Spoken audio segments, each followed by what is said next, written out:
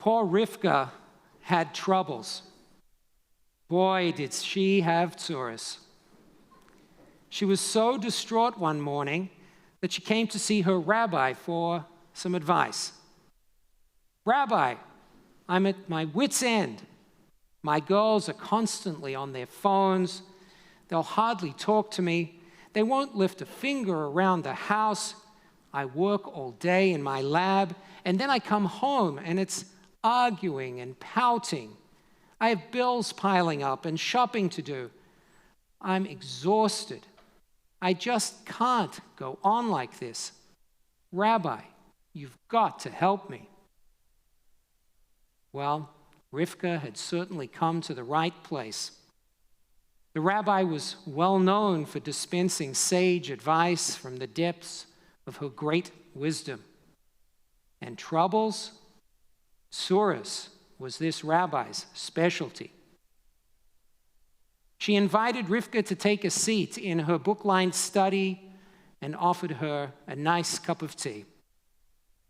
And once Rivka was sipping the tea, starting to breathe a little more calmly, the rabbi sat back silently in her chair, thinking. After what seemed like several minutes, the rabbi looked into Rivka's eyes and said, Rivka, I know that your life is difficult. I know that you have Tzuris and that you have a heavy load to carry. But I have a plan. I want you to go home and put all of your Tzuris in a bundle. In Yiddish, we call it a pekel. And once you've filled your pekel with your trouble, I want you to come back right here into my study, carrying your Pekels of Tzuris. Later that day, being a dutiful congregant, Rivka returned to the rabbi's study, huffing and puffing under the enormous weight of her pekel of problems that she was carrying on her back. But as she approached, she realized something was odd. Something was going on. Rivka could hear the chatter of many voices coming from the rabbi's study. When she peered into the room, she could see that it was filled with people, men and women, young and old, all gathered together. And just like her, each one was carrying a pekel. They were all different sizes and shapes, but each one had their own package, their own bundle, their own pekel. And so when Rivka arrived, the rabbi invited everyone except Rivka to leave their pekels in her study and step outside for a few minutes. Once everyone had left, the rabbi looked at Rivka and said, Rivka, as I think you can see, I invited all these people to come here with their Pekels of Tzuris, their packages of problems. While they're all outside, I'd like you to go around the room and exchange your pekel for any other pekel you find. Rivka was thrilled. Finally, she could get the load of troubles off her back and exchange it for something much more manageable.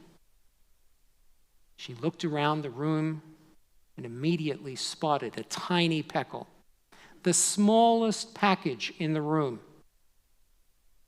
But when she went over to pick it up, she couldn't believe how heavy it was. It was much heavier than her own, much larger one. And when she opened it, she immediately saw why. Although it contained only one small problem, and it was tiny, it was also tragic. In this small pekel was the death of a tiny infant. With a tear in her eye, Rivka immediately tied that pekel back up and returned it to its spot. She could not even fathom the pain that such a loss would inflict. As much as her daughters got on her nerves, she would never want to be without them. Understanding that the smallest pekelach were not necessarily the best ones, Rivka went from one pekel to the next, lifting them up and setting them down, searching for the lightest one. Eventually, she found one that, though larger than her own, weighed almost nothing. She quickly opened it, only to find it filled with the cavernous emptiness of loneliness. The loneliness was so profound that she could hardly breathe. No, thank you, she thought. As much as her girls and her work colleagues and even some of her friends get on her nerves, she would hate to live without them. And so Rivka continued from pekel to pekel. One had the loss of a spouse. Another had a debilitating illness. One had years of abuse at the hand of a parent. Another was filled with addiction. Yet another contained immense amounts of shame and self-loathing. Pekel after pekel, she opened them up and then closed them and set them back down. That's when she glanced over to her own Pekels of Tzuris and realized that something strange had happened. It was much smaller and lighter than she had remembered it being when she came in just a few moments before. Somehow, while she was looking at all the other people's pekels, her own had mysteriously shrunk in size. Rivka looked over at the rabbi, smiled gently, said thank you, and walked out the door carrying her own Pekels of Tzuris. What a profound and moving story. Perhaps even more so knowing that a version of this story was shared with the storyteller Helen Mintz by the daughter of a Holocaust survivor who had told it to her daughter. It was a kind of gift from her Holocaust survivor mother that helped her through some of the toughest times she had experienced through her life. We know, of course, intellectually at least, that Tzuris, troubles, problems, large and small, are an unavoidable part of life. They are, to some degree, the price of existence, along with death, taxes, and robocalls. They come in various shapes and sizes and happen upon us at different stages of life. Some Tzuris, some troubles are fleeting, while others linger for a lifetime. Some catch us by surprise, while others are simply an inevitable consequence of the passage of time. Some are visible to all, while others are invisible, even to those closest to us. Some are like a nagging pain that subtly drag on all we do, while others are like an intense, sharp, stabbing pain that stops us in our tracks. Some have a solution over which we have at least some measure of control, while others are beyond our ability to fix or truly have no solution, no matter how hard we try. These past couple of years have brought even more Tzuris into all of our lives. 1 in 500 Americans have now died of COVID. Countless more have had their lives upturned by the pandemic, directly or indirectly. Families, friends, and communities are increasingly divided, and time has continued to tick along with all the usual challenges that happen even without a global pandemic. Especially now, each of us carries around a Pekel of Tzuris of one kind or another. So what are we to do about it? On this Yom Kippur Eve, when we examine ourselves as we truly are, stripped of artifice, I think Rivka's story can offer us some direction and perhaps even some inspiration. Rivka's story reminds us that no matter what we see in the people around us, whatever their outward appearances, everyone is carrying the load of a Pekel of Tzuris. Maybe we think we know what's in their Pekel. Maybe we don't. Maybe we never will. Each of the Pekels come in different shapes and sizes. Only we know what's truly inside our own. There's one who excels in business and appears to have a perfect life, yet struggles with depression and self-doubt, and has turned to alcohol and other substances as a way to lighten the weight of their troubles. There's the successful 30-something who's the life of the party, but just wants to find someone special with whom to spend the decades to come. There's the one who is dressed to the nines and has not a hair out of place, but is weighed down by hours upon hours of loneliness now that their spouse is gone.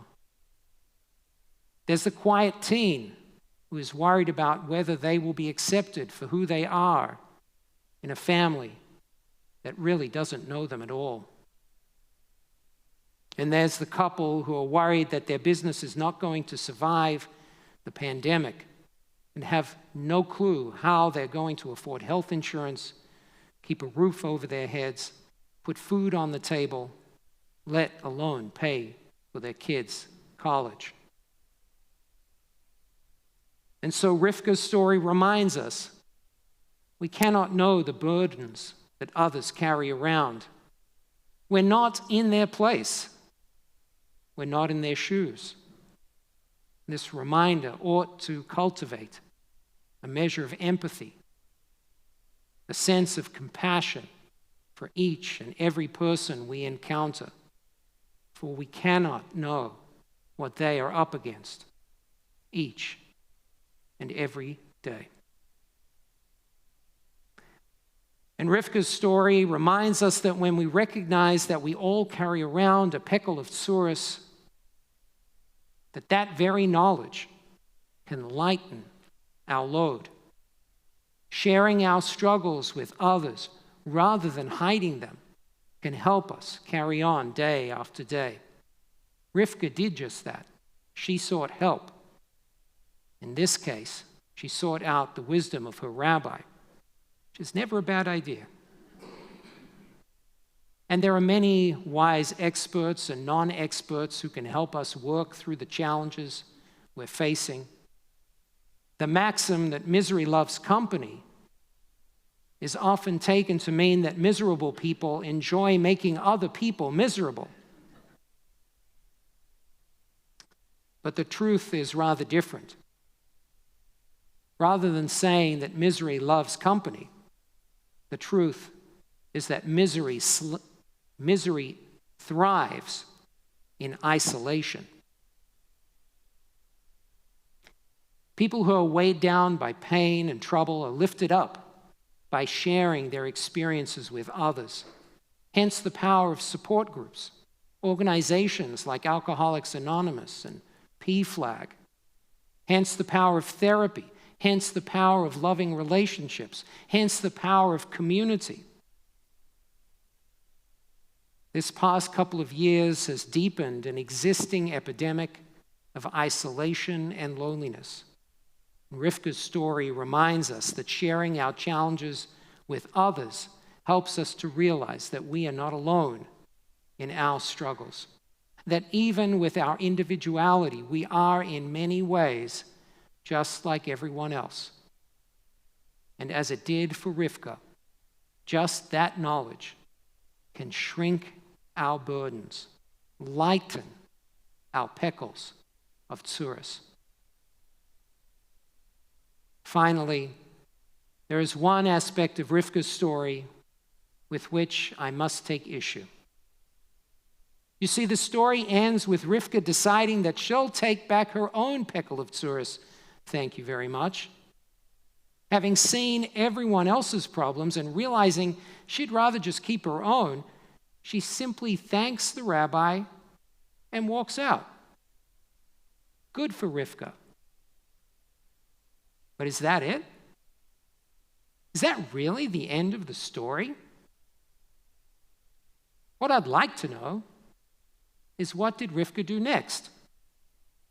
If I were to write a sequel to Rivka's story, I would have her return to the rabbi a few days later and say, "You know, Rabbi, I never realized there was so much pain in our congregation, so many people grieving, so many people troubled by loneliness and fear, illness and pain.